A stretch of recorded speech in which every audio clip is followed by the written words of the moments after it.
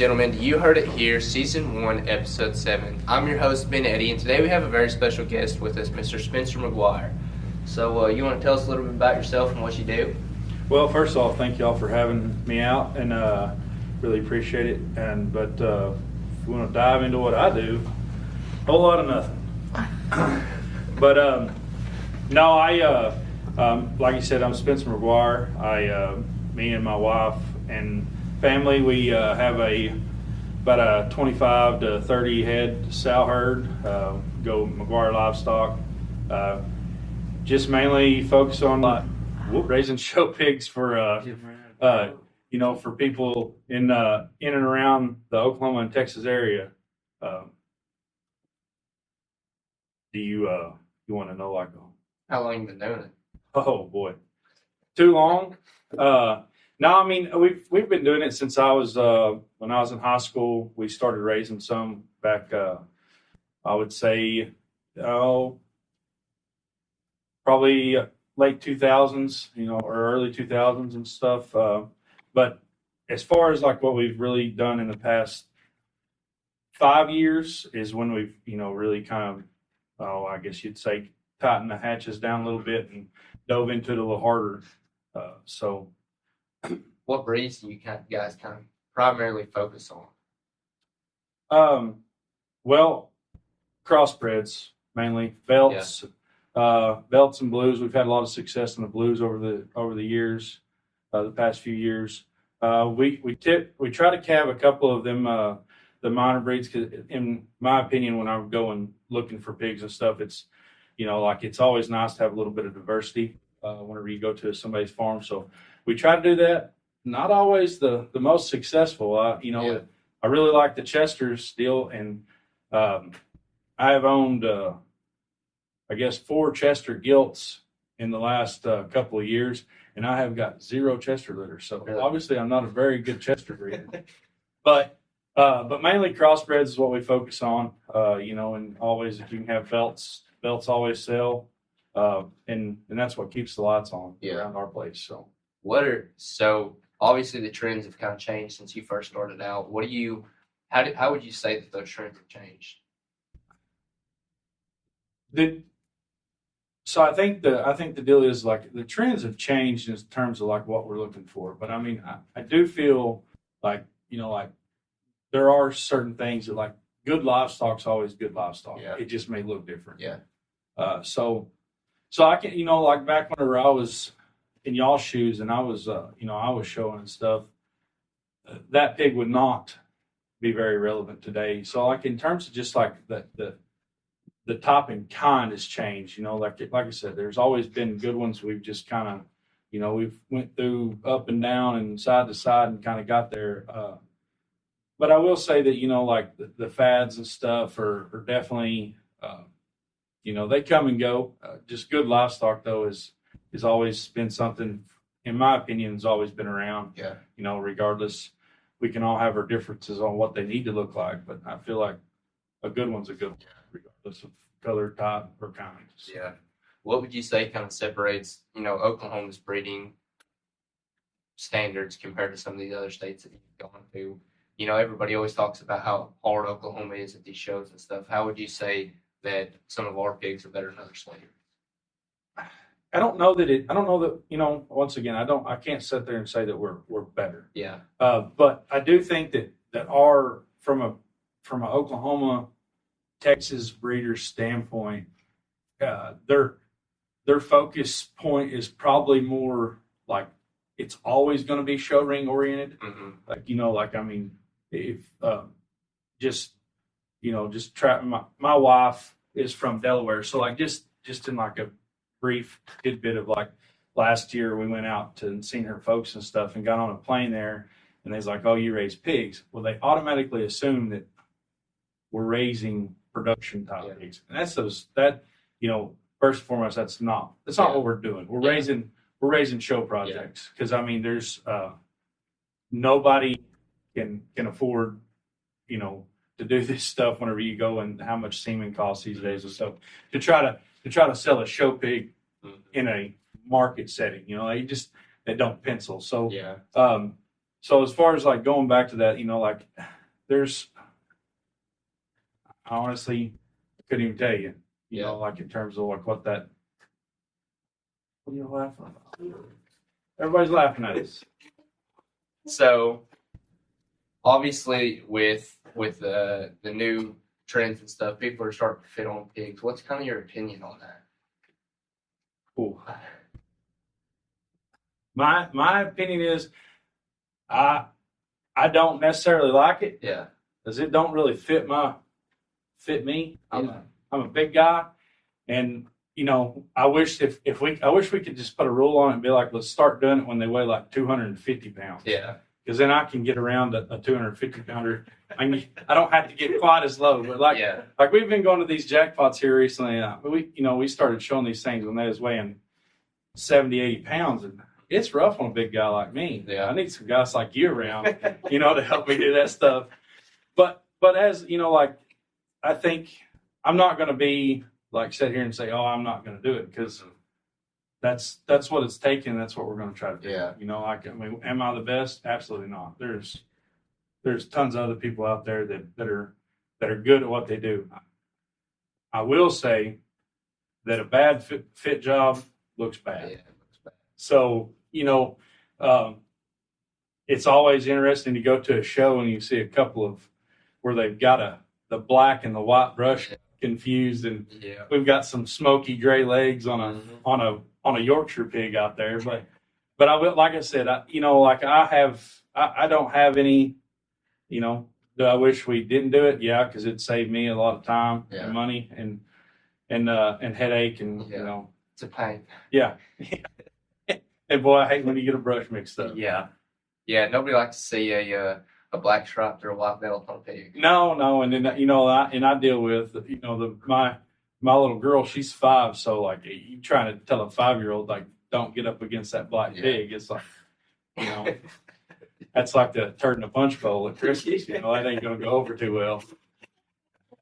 So, what are some of the biggest challenges that you kind of face in the swine industry like today compared to back in the day? Today, 5 years ago, there was a need for a $300 to $500 pig. 3 years ago, there was a need from a $500 to $750 pig, and today there's absolutely no need for that. Yeah, in my opinion, because we've gotten this thing has gotten expensive. I mean, it costs a lot of money from breeding to feeding to fitting to hauling, you name it. It costs a lot of money. I mean, just you nowadays, you go to the vet clinic to get one castrated and and bled. I mean, you're looking at $150 a head. Yeah. And you go to the feed store, and it don't matter what feed you buy, Primo, Sunglow, Linders, whatever. I mean, it's $30 a bag. Yeah. I mean, give or take a few, but it's expensive. So, and and like whenever, to me, that's been the biggest thing is like we've, like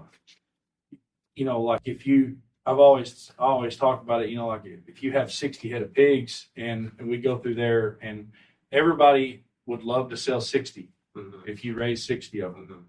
But in reality, and you could have got that done 5-10 years ago. You could have got real close to it. I mean, obviously there's some that just not ever going to make it, but you could sell a lot of them because there was a need for a $200 pig, or there was a need for a guy needing a $300 pig, or something like that for a little project. But now, it's so competitive. Nobody wants to waste their time on that project. Yeah. If they're going to get that project, they want the best, the best animal before they can. Obviously, everybody always wants a $2,000 one for $500. I mean, everybody would take those kind, but those don't always come around. And I think that's been one of the bigger challenges, that we've seen here recently is like we've just lost a lot of those families that were feeding those little projects like that, just for like the county fair or like their locals or something like that, and not necessarily in it. And like I said, we've gotten kind of away from that. We've priced those people out, which hurts the industry a little bit. I mean, it definitely, like for me, for instance, I definitely noticed that difference in there. Yeah. So that's been one of the, I think would be one of the big Yeah. People hear a $200 pig anymore. They don't even waste time to go look. No, there's no, I mean, you know, it ain't worth my Yeah. time. And, you know, and so, which is understandable, you know, like considering if you got one for 2,000 or one for 200, like, you know, like, well, I'm Yeah. obviously need to pinch my pennies and get the $2,000 Yeah. one. So like, there's, and you know, and there's just not that person for that $200 one. Yeah. So, what traits are you kind of selecting with your sows right now? What are you looking for in your sows coming out of your babies? What do you want? Well, a good one that brings lots of money, but you know, like getting into the meat and potatoes of the deal. Like I always tell people, like I've always beat to my own drum a little bit. We've you know, if say for instance, you know, I told you we have about 25 to 30 head sows out there, sows and gilts, but you know, and we won't breed all of them for a season, but there's always a couple of them that I'll go out there and say like, these are going to be like, I'm trying to make these work on these and make these like, not necessarily hype. There's a lot of hype around, you know, like certain boars and genetics and stuff like that. But there's certain ones that I like to dabble in and just try to make those better and make them my kind that I like. You know, like because at the end of the day, if you can't go out there and enjoy feeding something, and you know, like I would not want to have show pigs if I had to go out there and feed a bunch of potbelly pigs. Yeah. That's what they all look like. Yeah. It'll bring. Yeah. Yeah, I would. You know, I wouldn't want to do that. So I focus on my deal. You know, like I try to match up the best. I try to make the majority of them for clientele. Like what's going to be, you know, like the most sought after pedigree wise, and then sought after like in terms of like the click and the time. You know, like and then I always will make a few of them that I just focus on. You know, that I really want to build around, whether it be a particular sow line or something like that, and I want to go in and so I do a lot more of that on like a smaller number in our herds, and you know, like and try to find where I can do some of that, you know, line breeding. You know, everybody always wants the old man told me once there's line breeding and then there's inbreeding. Line breeding is when it works. Inbreeding is when it don't. So I try to do a lot more. I try to do some line breeding on those ones that I like to keep in terms of getting that maternal side on both sides of the pedigree, or whether I'm searching for just a specific, if I'm trying to stack as much of this particular sire in a pedigree, like, you know, so I do that on a small handful of them, and then I try to breed the rest of them for like that what I know that will. What I have a general idea that's going to work, and you know those pedigrees have blended well for others, and you know and so like that's the thing that I do at our herd, you know, on our pigs that we try to do. So talking about breeding, what's kind of the process for the people that don't know on breeding a sow? Well, they're supposed to cycle whenever they come in of age. They're supposed to cycle every 21 days. These show pigs, that's not the case. They may cycle at 30 days. They may cycle at 17 days. You know, but you can at 6-8 months of age, you know, 6 to 8, they're ready to technically be of breeding age. That you can start to work on that. Obviously, that's going to depend on that particular animal, whether she's mature enough for that or something like that. So like that's just, you know, we try to do everything around that 9 to 12 month age if we can. You know, like sometimes we don't always get to breed these gilts back that we've sent out. You know, like for a particular show season, so they may be an off year. I mean, so like, you know, like we'll hold on to some of them if we think so. And then some of them I don't, because there's one of those things are, you know, their job is to try to potentially make us money. Yeah. So like, I mean, if I feel like I need to try her, then we'll do it. You know, I mean, if there's, so like there's but that's the standard, Yeah. like they're of age whenever they're around that 6 to 8 months of age, they're pretty much considered a breeding age animal. So Yeah. So how do you kind of track, the genetics and the performance data that you would get to use these boars or these gilts to try to improve your herds? Like, what are you kind of looking for, like in your boars and stuff? How do you keep up with knowing what boars to use? whatever, I mean, the like in terms of like trait wise, you just lock into something like right now, like obviously hair is a big issue. Like we want the hair, and we want them heavy structured in terms of skull and and all that stuff, and feet and legs.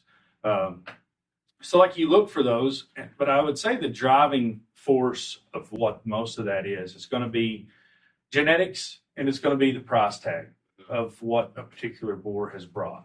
And that could be, that's for a lot of the people out there, and there's certain ones that you know of, like, I mean, in the show pig world, it's very different from like, all the other worlds. It's like, there's a rapid turnover in our industry in terms of just like a boar is, if you've got a boar that's going to last, 2 or 3 breeding seasons, like he's a hammer. Yeah. Like he's works on a large group of females. A lot of these boars these days are tailor made specifically for a certain type of animal. And so like, and that's the thing, like it's funny how some of these things, like they, like you all time hear people say, you got to breed or something that's not have as much muscle in that. The way in my opinion, some of these boars have done in the past, like you need to take them to stuff like that. Yeah. Even though they look like that, they don't always throw that. Yeah. So sometimes you gotta just throw it out there and see what happens. Yeah. Type of deal, swing for the fence type thing. Mm-hmm. But as far as like getting back to like what, I think probably the biggest thing for the masses is just the hype on particular animals and the price tag that animal costs, which is going to follow suit with how much it's going to cost to use that particular animal. Yeah. So you guys use AI whenever you're breeding your sows, or y'all kind of use like some live cover with these boars? I would say the amount of people using a live boar these days is slim to none. Yeah. Like there's very few people that are using it in a competitive show pig setting. I would say that's probably non-existent. Yeah. What we do is we AI everything, and then probably the majority of people, like there's a I would say about 70% of all Oklahoma breeders you can go around, and you're gonna find one of the ugliest looking animals you ever laid eyes on, and they're going to use him for a teaser boar. And these Mexican boars of like, that's about the only boar that people use around there. Yeah. And it just, for the AI purposes, it just, they got away with the girls. Yeah. I don't know, man. So what's your process for selecting like your replacement gilts? Mine's been whatever's left. Yeah. Because I mean, like this thing's supposed to, turn $1 and stuff like that. And sometimes I don't always get to keep the ones I want. But I mean, for me and for the years, it's, like I've always been a big stickler on one. Like I want them like heavy boned as I can get them, and hairy and look like a female is supposed to look like, but not necessarily like they don't have to be the most muscled one. Got the biggest rib. Like I want that pattern with that structure on it, and then I feel like there's enough people out there that's making boars that I can throw power and body into. But like I said, this thing, we've been growing this thing, and I mean, and every little bit of money that we make, if you will, we try to put it back into it to make it not only more efficient, but like just easier as a family. Because there's lots of times with what all I do and stuff, like I'm not always home all the time. So like if my mom or my wife have to feed or somebody, it's a whole lot easier to convince them to go do it if they know they're not going to have to go up there and there's going to be 9 pigs roaming around because they broke the fence out or something like. So like that's one thing that like we've done is just tried to focused on like let's sell them good ones, and it'll all work out in the end. And genetics are a funny thing. Like everybody would always love to breed the very best female, but like sometimes that it don't always work out. I'm not saying that I wouldn't like to try it all the time, but I mean we as a family and as our little operation, we've had some success on keeping those females that you or somebody else may not necessarily think was the best show pig, but they've went into the crate and done a phenomenal job. I mean, just like the one female that we, that's got a lot of, I mean, it's really, I guess, put us on the map. I mean, her name is Ugly Betty, and she come from Mr. Mike Steele. And the reason I got her is because she's ugly. Yeah. I mean, she is ugly. Yeah. And not desirable at all in terms of color pattern, but like that build, she's that big-legged, good-looking one that needs more, rib and body and stuff that we've just made it right, and she's done a world of good for us. Yeah. And, in terms of really pushing our program forward. So how early do you kind of start evaluating these pigs to determine whether or not they're going to be show worthy? Oh, I mean, there's going to be some things that like the longer you do something, you kind of get in these little niches that you like or whatever, and some of those things you can see as early as 2 or 3 days old. Yeah. Like you're like, okay. I mean, them ones that'll pop up and just go to everything, and then whenever you walk in the fairing house and stuff and they jump up, those ones that have that kind of attitude typically carry that attitude on into a show ring setting and stuff like that. I have noticed over the years, that,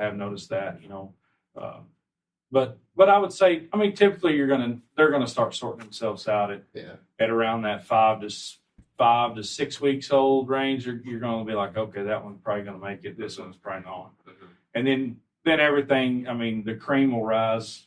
It'll start rising 7 to 9 weeks. Like whenever it's about selling time, they're definitely gonna sort themselves out. So yeah. But I would say, like for us, I mean, we can sort them out at around that 5 to 6 week age and be like, let's put these over here and let's just put these over here and just, because I mean, everything works on a dollar. So like, I mean, you can't feed them all.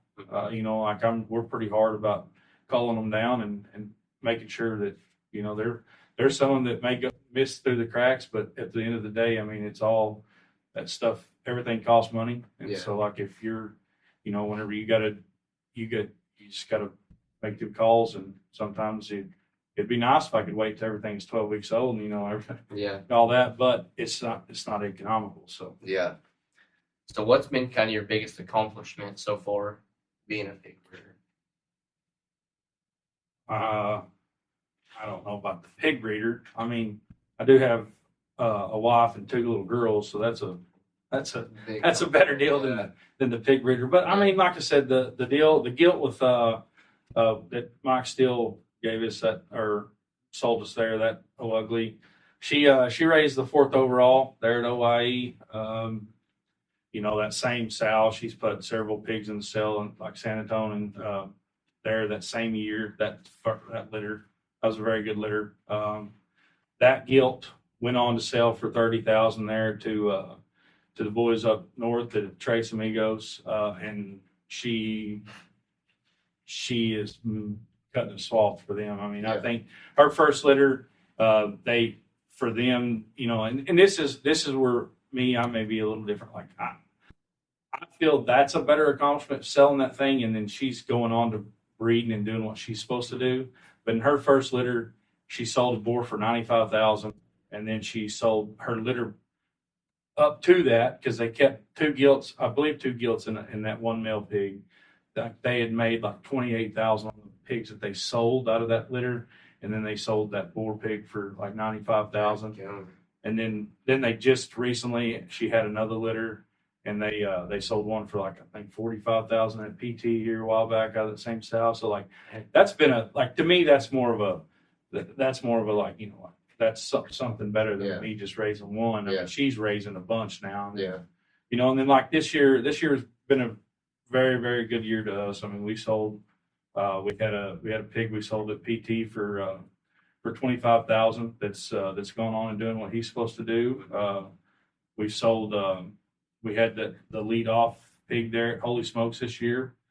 He sold for like 7,500, and that thing looked good then. And like so we've had some, we've made a drastic jump in 2 years in terms of just like stuff like this. And but I mean, I think the biggest one going back would be the 4th overall there that Addie Thompson showed at OA. That thing has really catapulted us forward. Yeah, that's awesome. So what piece of advice would you give someone wanting to get into a small pig operation? Don't. It's and I tell you, this thing's like being it's like getting into drugs, man. But no one's gonna tell you can't do them. Yeah. You know what I mean? Yeah. So like you ain't got nobody over your head be like you can't do that. Yeah. So like, but I'd say if you're gonna do it, man, just be prepared for some heartaches, and because it doesn't always go as planned. Something's always wrong. Yeah. I mean, there's like it's always funny. You say, man, I really like that pig, and then you go in there the next day and Mama's got him smashed to the crate bottom, and you're like, ugh. Yeah. But those are like, going back to like getting into my ag teaching days and stuff, like that's the creed. You go back to it. I mean, you're gonna that thing holds true to a lot of this stuff. Like there are lots of joys and there are lots of discomforts. Yeah. So 100%. But it's I would say if you're going to do it, I mean, you're going to have to be just open-minded, willing to I would say if there's one thing that I take to heart is like, don't ever think yours is the best. Yeah. I mean, like it's a lot of people you hear on moan and groan, but like, oh, so-and-so did this. And that, man, if you just stay and keep your head down and do your thing, it'll all come full circle. Yeah. But yeah, it's tough. You're gonna do it, but it's fun. Yeah. It's enjoyable when it's enjoyable, and you want to have a custom fit whenever it's not. So that's just part of the life. Yeah, it's part of it. But like sometimes you just want to just throw your hands up and be like, good Lord, what are we doing here? But I mean, but it's at the end of the day, like there's way more positive things to it. I get to raise my family. I get to meet you guys and stuff like that. So that's the down deep. That's what really matters, So yeah, absolutely. Well, we sure appreciate you coming out today, Spencer, and talking to us about your operation, what you think, some of your opinions. But I wouldn't call it much of an operation. It's more of a well, we can't say it on air, so it's more one of those shows, if you will. Yeah. So well, you can fill in the blank there. Well, we appreciate you coming. You got anything else you want to add? No, I appreciate it very much. Yeah. Well, again, my name is Ben Eddy. This was season 1, episode 7. Stay tuned for next week's episode. We have some very special guests coming. So with all that being said, that's a wrap on today.